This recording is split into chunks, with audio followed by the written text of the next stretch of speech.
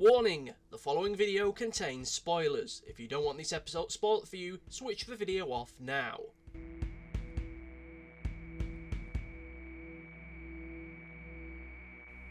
The Timeshift.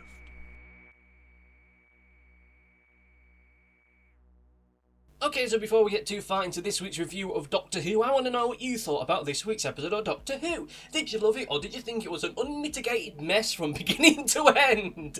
Let me know in the comment section down below, and I'll get back to you shortly, either directly in the comments themselves or towards the end of next week's video. And be sure to like, favourite and subscribe, click the bell and do all the YouTubey stuff that YouTube wants it to do, because YouTube's a very scary place for small content creators. Support your local small content creator today. So, oh blimey, Orphan 55, written by the guy that wrote It Takes You Away. An episode which I didn't particularly like at the time, but my head was in a very bad space at the time, and I soon put my hands up and say I was wrong to hate the episode. I don't think I'm going to be in that situation when it comes to the time this series ends, because blimey. Look, I'll talk about the whole messaging thing in the overview section shortly, so let's actually get this review off the ground and not let it just be me just sitting here wondering why the hell I'm still watching this show. Look, if I was to sum up my overall failings with the story, the thing that I think ultimately killed this episode, it's a matter of pacing. The pacing in this episode is quite frankly absurd. It's way too fast paced, and with a story like this, as much as I hate to make it sound like this is how I would have done things and I can do it better, put me in the team coach, I'm ready. You know, I don't like that. I don't like telling people what I would do, and I'd rather review the thing for what it is, but I feel with an episode like this, in order for it to work, it needed to be far slower. It needed to actually spend time to build up some tension and suspense for it to really work. Almost from the very moment that computer virus attacks Ryan, the story kicks up into high gear and it never stops running up until the time the end credits come along. It's running along so fast that any sense of tension, any sense of suspense, any kind of fear factor, despite what they're going up against in this story, never feels as though it really has much of a chance to settle, as they're constantly moving from one place to another and then back again. This is an episode which feels as though it encapsulates all the things I've hated about modern Doctor Who in a singular episode, almost as though it's some kind of composite of the absolute worst things I've hated from each era of Doctor Who. From the Russell T Davies era, it has the constant running and large sections of exposition. From the Moffat era, it has the grand speeches that ultimately feel totally superfluous and don't feel as though they actually contribute much to a muchness, and I just feel oftentimes like they're there to make the writer seem more intelligent than they really are. I hate to say it, but that's what it feels like. And the big critical problem that it has from the Chibnall era is that our companions just feel somewhat invisible, despite the quality of some of the performances, what I'll discuss shortly. This is an episode which felt as though it could have benefited from at least a break, a moment to let it catch its breath and for us to get a full sense of what is going on. But it didn't. It was always running, always moving, constantly going forward, faster and faster and faster, despite the fact of the sheer scale of what's going on. Nothing really had time to settle down. So in the end, it gives us a story which feels as though it's some kind of magic trick, like someone spinning plates, an act of sleight of hand, distracting you from the real greater problems that are going on in favour of just focusing down to whatever happens to be on the screen, whatever bright light and rattling noises is taking place in front of us. Just a slower pace would have benefited this story exponentially, as this is a story which for my money feels like two separate episodes crammed into one. Really, I'm flabbergasted by this. This is written by a guy who last series gave us one of the best episodes of that series, and this we get a story which is totally run-of-the-mill, and done in such a way it feels like he's desperately trying to get this wrapped up because he's double-parked or something. So much about this story doesn't make sense. Now, I'm not going to go through this in some kind of cinema sins, here are all the problems and here's why they don't work, ding ding ding ding ding kind of way, because I don't like cinema sins and I don't like that method of reviewing, and I'm not going to do that because quite frankly, I'd be here all day, because there's so much about this episode that doesn't make sense, and a lot of it probably would have made more sense had we actually spent time to actually understand the things going on. Pacing. The constant issue with modern Doctor Who, and here it is again buggered up because for some reason we want to cram everything into this story at once. So many of the revelations, the drama, it would have benefited from at least a few moments to let things settle, to build up some suspense of creepy monster vision or something.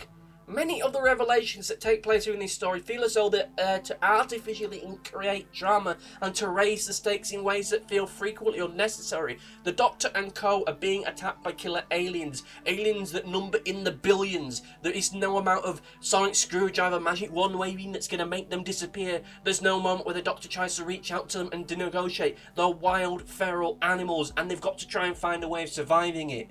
That's scary. It's on a planet with no hospitable, that's inhospitable, that has no oxygen, that's highly radiated. That's terrifying. We don't need mother issues and the green-haired kid towards the end of the episode running away only to come back again. From the moment I saw Benny with his wedding ring in this episode, I knew he was destined to die, and it was only a matter of time for him to do so. And then it brings us on to, why the hell did the dregs keep him alive? Why did they keep him alive? Why did they need him alive? To lure them out of the base? The base that the dregs have found a way actually to get into? Why? Just why? Bella's motivations for blowing up the resort make zero sense. She hates her mother so much she wants to kill her. Not just her, but the hundreds of other innocent people in this resort. Why? Because her mother walked out on her when she was a baby and it left her with a terminally ill father. I can sympathise with that, but you don't kill people over it. That's the equivalent of someone deciding to blow up St George's shopping centre in Preston just because their dad, who happens to be the janitor, walked out on their mum when they were 7 years old. That's not how you deal with these things. Even in the context of a hokey science fiction programme, that makes no bloody sense. Even without the aliens doing their thing and being in this episode, she would have made a crap villain because her motivations are so threadbare you could see right bloody through them. And again, maybe it would have made more sense had we spent more time with her and developing her character rather than just wasting time running off to save Benny, a character whose pure existence in this programme is to be cannon fodder and to make us go, oh, he's going to propose to her. Oh, but he's being eaten by aliens. Oh, isn't that sad? And on the subject of Bella and her mother, why the hell didn't the Doctor go back and save Bella and her mother? It's a time machine. They could have quite easily done it. Is the reason why she didn't go back and save her because Bella tried to kill everyone and her mother killed Benny, even though he begged to death and it was a mercy killing? Is it because the Doctor is a pacifist? I'm really getting fucking sick of writers who don't understand the Doctor's pacifism, for goodness sake. Take a breath. Was Benny... Here's a question for you, and it's one that I thought of late last night. Was Benny getting killed a later addition to this story? Was this an addition to the story which was made after the fact? There's a lot of ADR, a lot of dubbing in this story. Lots of moments where the person talking is on screen because it's obviously recorded these lines after the fact to add exposition and explanations for what's going on. We don't see Benny when he's begging to be killed, we just hear his voice. So maybe in the original script, i.e. the one they actually shot with, he didn't beg for death. He was begging to be saved or saying, go on without me. And then when Bella's mother killed him, that's the reason why everyone's so mad with her. It's either they changed it last minute and thus broke the Doctor's reaction and everyone else's reaction to Bella's mother killing him, or it's horrifically bad screenwriting, which, yes, is rich coming from me, someone who is a failed playwright who's never made it in the industry and in all likelihood will never make it in the industry. But so much of this story feels as though it is lacking a second or even third run of the script to make everything make sense. Come back to a script after you finished it in a week. 2 weeks if you can afford it. Get someone else to read it, get a fresh pair of eyes on it. Because I feel that if this was submitted as a piece of academia, it would only just get the pass on it. Character development, pacing, these are two critical points that had they been done better, this would have made for a far better episode. It doesn't matter what the message is when your fundamental building blocks and mechanics of the episode itself do not work. For goodness sake. Now let's move on to the performance section briefly because there's a few things I have to say. And yes, we're going to talk about Benny. And now the performance section, where I discuss the performances. I'm not going to spend too long on this because this episode is going on, quite frankly, long enough for an episode of this quality. I think this is one of the better episodes of Jodie Whittaker's performance as the Doctor. The opening bit where they're cleaning away the previous off-screen adventures, drippings, and the Graham says about how Mardy the Doctor's been. Jodie Whittaker's delivery of the "I'm not Mardy," it says a lot for the character. In such a very subtle, very masterful way, you get a sense that yes, the Doctor's in a bad mood and probably has been in a bad mood probably through the entirety of their last adventure and whatever else has been going on between last week's episode and this week's episode. It really says leagues for the current mindset of the Doctor and her companion's feelings towards the Doctor. It is such a brilliant character moment, and it only lasted a matter of seconds. We never get anything quite of that level for the rest of the episode, and that's a damn shame. As for our companions, this is probably one of Ryan's best episodes. Really fantastic performance from him. Yaz was kind of there. I feel that, again, as is the case with so many cases, she didn't get much to do. And as for Graham, and Bradley Walsh's delivery of the comedy lines didn't land for me again. I don't know what's going on there. Not the worst performer in all this, but give him something to do or get rid of him. That's my feeling when it comes to companions when they reach this point in their lifespan in the show. Give them something to do or get rid of them. That's the only two ways about it. I get a feeling that this current set of companions probably won't be here for a third series, if indeed there is going to be one. So we might as well just make the most of them what we can do. As for our extended cast, look, I'd say they were crap, but that's very, very harsh of me to say. So I'm not going to say that. What I'll certainly say is that they feel critically underdeveloped. And if had more time been spent developing them, then maybe we would have got more out of them. As such, the whole, Benny, where's my poor Benny? Oh, you've got to save my poor Benny, ended up feeling insufferable after the third or fourth time it happened. Or even the second time it happened. Just constantly, Benny, we got to save my Benny. What about the other 5 or 6 people that are here? No, we got to find Benny. We got to go out and look for him. Oh, but I'll give you my necklace. That'll help pay for your terraforming. How the hell is a necklace going to pay for terraforming? I mean, God damn it. Look, I'm not going to linger on performances any longer. Like I say, extended cast, not that good. But had they been given more time to be developed, probably would have been better. But you know what? So much happened in this episode. You know, what else? What else can we really say? Let's just get into the overview and just wrap this thing up.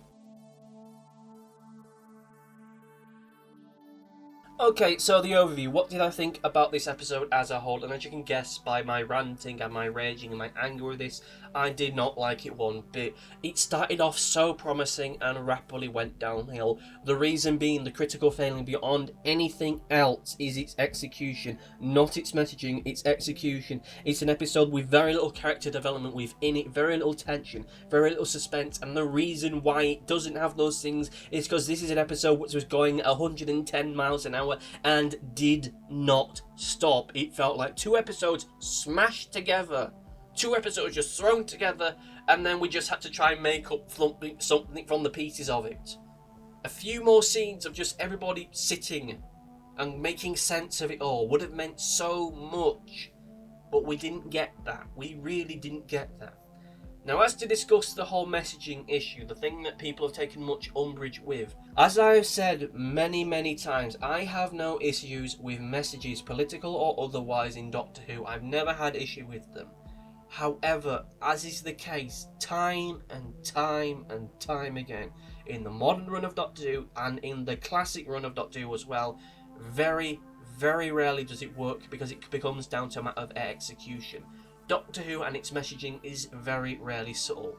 I remember an episode of the Third Doctor's time where a character suggests blowing up the aliens with a missile, and the Doctor has a rant at them which ends with them accusing the person wanting to blow the aliens up of wanting England for the English. You have the episode from the Ninth Doctor's run where they have the weapons of massive destruction gag, based upon the weapons of mass destruction bit by Tony Blair's speeching. You have the slavery and racism stuff with the Ood. You have the Happiness Patrol, which is about depression and about Margaret Thatcher. You have the Sun Eaters, which is about taxation. You have a raft of different stories which are not as subtle at all. Not subtle at all. However, even with all that said, those episodes still get something of a pass because at the end of the day, they were still paced in such a way that you could digest everything that was going on. I really hoped that we were beyond the trope in science fiction television where the protagonist would talk directly to the camera, or as close to directly as the camera as they could do, to talk about the moral message of the story. I thought we had gotten beyond that, but evidently we didn't. This is a story where the grand revelation is this desolate, lifeless planet, aside from the trees in the background, was Earth. It used to be Earth, and then climate change and nuclear war destroyed it all. That's a horrific idea. But it's an idea that is presented to us twice in this episode when only once was enough. All we needed was the doctor to find the subway sign, and that would have been enough. All we needed was the vision of the doctor tapping into the alien's mind and just having that montage. That would have been enough. We didn't need the speech at the end because we got the nature of what is going on. The speech at the end, for my money, if we were going to have it, make it darker. Wouldn't this story have been a lot more scary and a lot more poignant if at the end of the day the doctor didn't tell them there was hope? She just was cagey about it or distant. And maybe in her speech she says something along the lines of, maybe you'll all band together and save yourselves from an ecological nightmare, maybe. Or maybe soon after you'll all nuke yourselves and it'll all be worthless. Well, the future's not set in stone, so you have to keep doing what is right and hope among all hopes it'll all turn out good in the end. You have to keep fighting for what you believe in to save your planet and never stop fighting. There would have at least been some hope there, but it still would have made for a darker ending to the episode. But we didn't get that. In the end, we got a story which was a lot of flash, not much substance, and thinks at the end of the day you can just get away with it all from just a big speech. I hope that now after this episode people can see the issues I have with the Zygon inversion. As yes, they have a great speech there by Preeti Capaldi, but it doesn't save the two-parter. It doesn't save it at all. And this doesn't save this episode at all. Again, I have no issue with the message itself. I have no issues with messages in Doctor Who, but it's a matter of execution, and this story did not execute it well enough in my mind. Too fast, not enough character development, and in the end of the day, regardless of how well-intentioned this story is, it's those things that kill episodes of Doctor Who, a lack of character development and having bad pacing. But what did you think, dear listener? Did you love this episode of Doctor Who? Did you hate it? Let me know in the comment section down below and I'll get back to you shortly, either in the comments themselves or towards the end of a future video. Be sure to like, favourite and subscribe this video, and be sure to click the bell for future videos.